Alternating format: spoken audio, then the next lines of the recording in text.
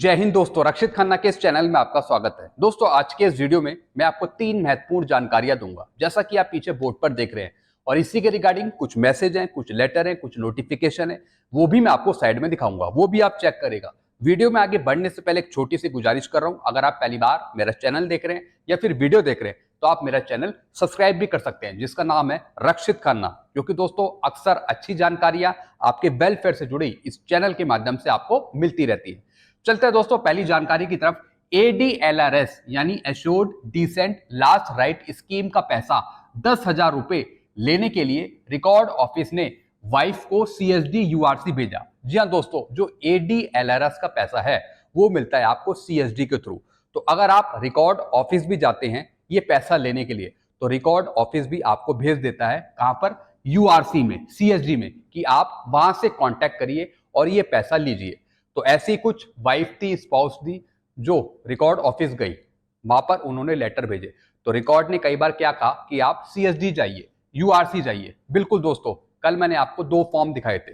एक दिखाया था CSD मैनेजर वाला, कि आप ये फॉर्म भरकर अपने CSD भेज सकते हैं, उसके बेस पर आपको ADLRS का पैसा मिल जाएगा। और एक फॉर्म दिखाया था रिकॉर्ड ऑफिस वाला, तो वो फॉर्म भरकर भी अगर आप रिकॉर्ड को भेजते हैं तो रिकॉर्ड आपको CSD भेजेगा कि आप वहीं से कांटेक्ट करिए। तो दोस्तों, कुछ कंफ्यूजन थे पेंशनर के, पहले मैं वो दूर करूंगा, फिर मैं आपको कुछ और आगे पॉइंट समझाऊंगा।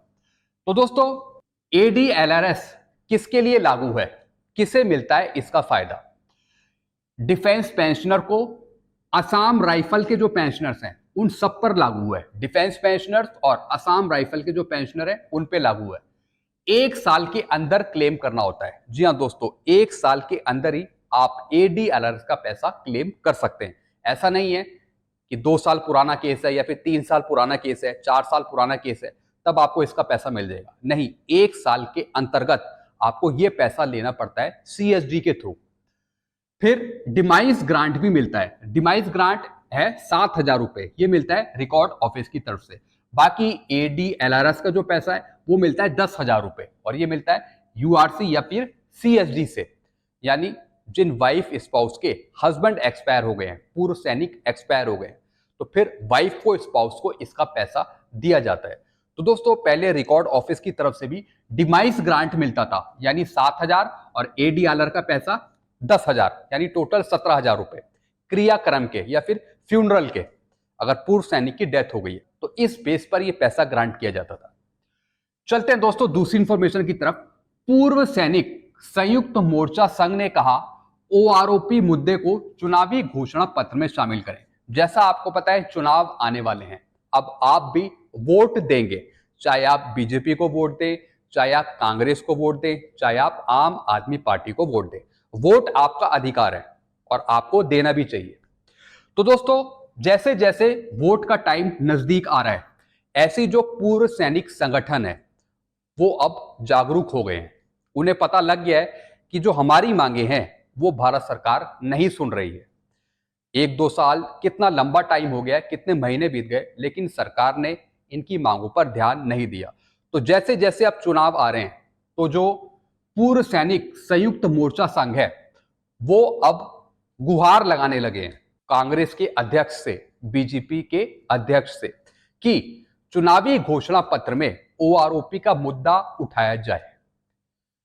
OROP का मुद्दा उठाया जाए और इसकी जो विसंगतियां हैं इसे हल करा जाए चुनावी घोषणा पत्र में शामिल करके। ऐसा दोस्तों पूर्व सैनिक संयुक्त मोर्चा संघ ने कहा है कि OROP मुद्दे को चुनावी घोषणा पत्र में शामिल करें। और दोस्तों, ये संयुक्त मोर्चा संघ है हिमाचल से, हमीरपुर से।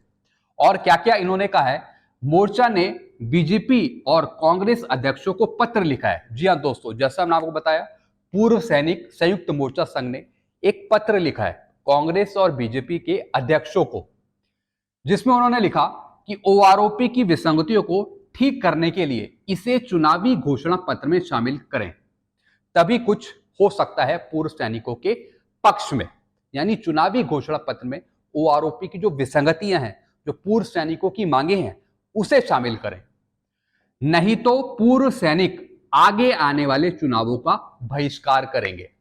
जो आगे आने वाले चुनाव होंगे उसका बहिष्कार करेंगे पूर्व सैनिक संघ अगर ऐसा नहीं होता।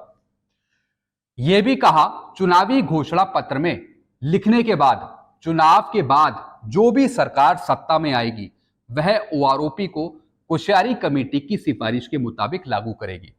यानी जो कोश्यारी समिति की सिफारिशें थी उसी के आधार पर, उसी की सिफारिशों के आधार पर ओआरओपी को लागू करे, चाहे कोई भी सरकार आगे जीते, चाहे कांग्रेस जीते, चाहे बीजेपी जीते, चाहे कोई जीते, कोई भी नई सरकार आए तो वो ओआरओपी की सिफारिशों को इस तरीके से लागू करे जैसा कि कोश्यारी समिति में कहा गया था, ताकि जो वन रैंक वन पेंशन की जो विसंगति है उनको दूर किया जा सके। तो दोस्तों ये सबसे बड़ी मांग रखी गई है पूर्व सैनिक संयुक्त मोर्चा संघ की कि जो ओआरओपी की विसंगति है, ओआरओपी का जो मुद्दा है उसे चुनावी घोषणा पत्र में शामिल करे, क्योंकि सरकार पिछले कई महीनों से, कई सालों से पूर्व सैनिकों की मांगे नहीं सुन रही है।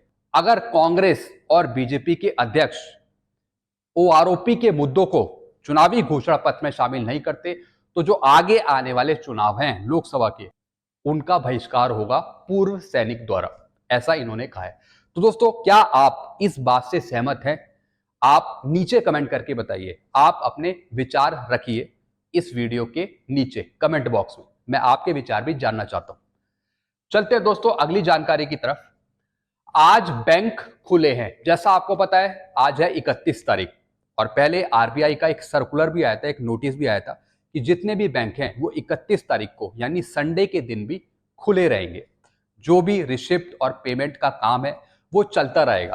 तो दोस्तों अगर आपको भी काम है तो आप जा सकते हैं अपने बैंक में अपना काम करवाने, रिसिप्ट निकालना है या फिर पेमेंट करना है, कुछ भी करना है आपको तो आप कर सकते हैं।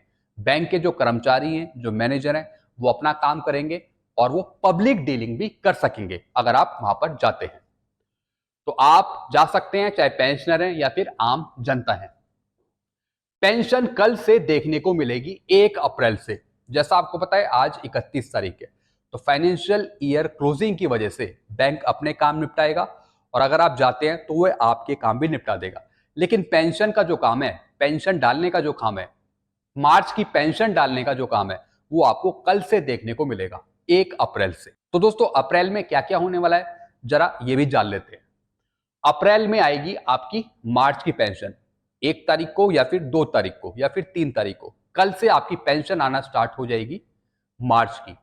फिर अप्रैल के लास्ट में यानी 30 अप्रैल, 27 अप्रैल, 26 अप्रैल, 28 अप्रैल, 29 अप्रैल यानी 25 तारीख के बाद से आपको फिर अप्रैल की पेंशन देखने को मिलेगी। यानी अप्रैल में एक आपको मार्च की पेंशन मिल जाएगी, पहले मैंने आपको वीडियो में भी बताया। अप्रैल में आपको मार्च की भी पेंशन मिल जाएगी और अप्रैल के लास्ट में आपको अप्रैल की पेंशन मिल जाएगी। फिर दोस्तों स्पर्श से 3 महीने का डीआर का एरियर भी मिलेगा। बिल्कुल दोस्तों, स्पर्श से 3 महीने का आपको डीआर का भी एरियर मिल जाएगा अप्रैल में, जैसी आपकी मार्च की पेंशन आ जाएगी। उसके बाद फिर क्या होगा, सैलरी में बढ़ा हुआ एचआरए मिलेगा, जब सैलरी 50% डीए के साथ मिलेगी। जो भी सर्विंग एम्प्लॉई है जो सैलरी लेंगे मार्च की, अगर उनकी सैलरी में 50% डीए जुड़कर आता है तो फिर एचआरए के नए रेट भी उनकी सैलरी में जुड़े हुए मिलेंगे। एचआरए का एरियर भी उनको फिर अप्रैल में मिल जाएगा। एचआरए का जो एरियर है वो भी उनको अप्रैल में देखने को मिलेगा सैलरी पर्सन के लिए। बाकी जो पेंशनर है उनको डीआर का एरियर मिलेगा 3 महीने का। तो दोस्तों ये कुछ जानकारियां थी जो मैंने आपको समझाई। आई होप सारी जानकारी आप अच्छे से समझ गए होंगे। आपको और कुछ पूछना हो तो आप नीचे कमेंट कर सकते हैं। वीडियो आपको अच्छा लगता है वीडियो को लाइक करें और इस चैनल को आप सब्सक्राइब भी कर सकते हैं। Thank you so much.